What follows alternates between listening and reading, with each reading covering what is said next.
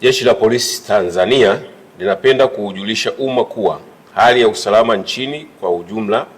inaendelea kuwa shwari kutokana na ushirikiano mkubwa linaoupata kutoka kwa wananchi pamoja na wadau wengine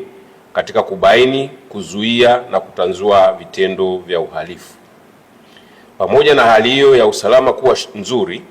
yapo matukio machache ya kiuhalifu yaliyojitokeza katika maeneo mbalimbali nchini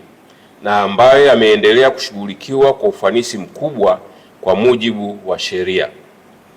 Makamanda wa polisi wa mikoa na vikosi wametoa taarifa mara kwa mara kuhusu kukamatwa kwa wahalifu waliotenda uhalifu,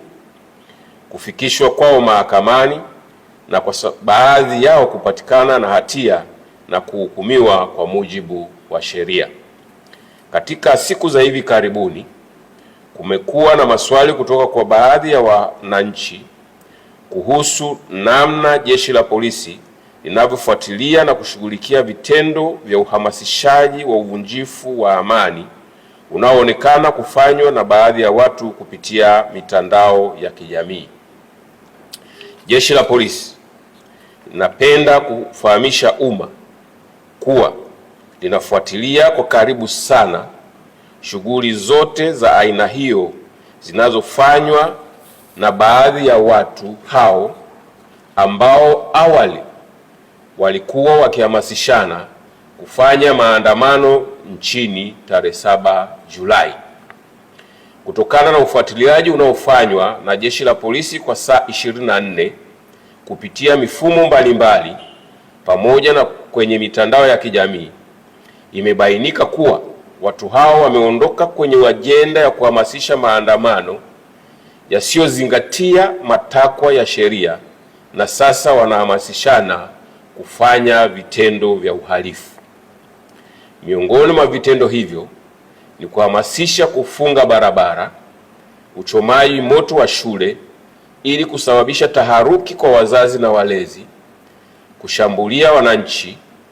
kukata watu vichwa na kuua baadhi ya watu,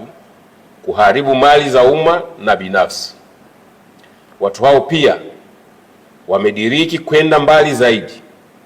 kwa kuhamasishana kupitia majukwaa mbalimbali ya mitandao ya kijamii kuvamia askari wa vyombo vya ulinzi na usalama kwa lengo la kuwapora silaha ili kuzitumia kufanya uhalifu wanaopanga. Jeshi la Polisi linapenda kusisitiza kuwa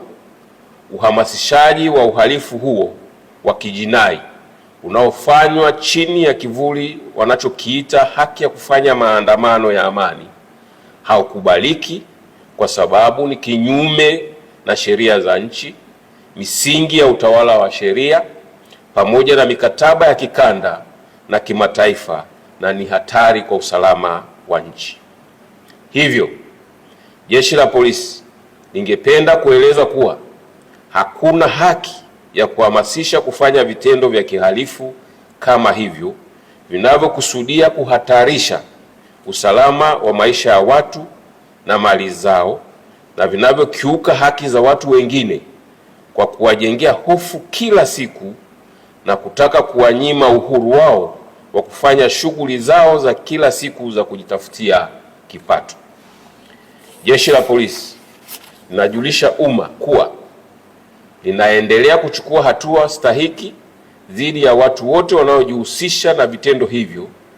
na linaendelea kuwafuatilia kwa karibu sana kwa mujibu wa sheria za nchi. Aidha, tunatoa wito kwa wananchi wote kwa umoja wetu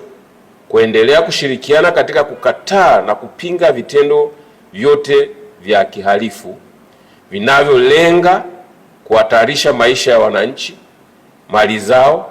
na mali za umma na amani ya nchi. Vile vile, mtu yeyote anayepokea ujumbe unaohamasisha uhalifu wa aina hiyo anashauriwa kutousambaza, bali kuufuta na kutoa taarifa kwa vyombo husika ili kuchukua hatua. Mwisho, Jeshi la Polisi linawahakikishia wananchi wote kuwa hali ya usalama nchini itaendelea kuwa shwari, yenye amani, utulivu na usalama, kwani vitaendelea kulindwa na kudumishwa kwa ushirikiano wa karibu sana kati ya Jeshi la Polisi pamoja na vyombo vingine vya ulinzi na usalama.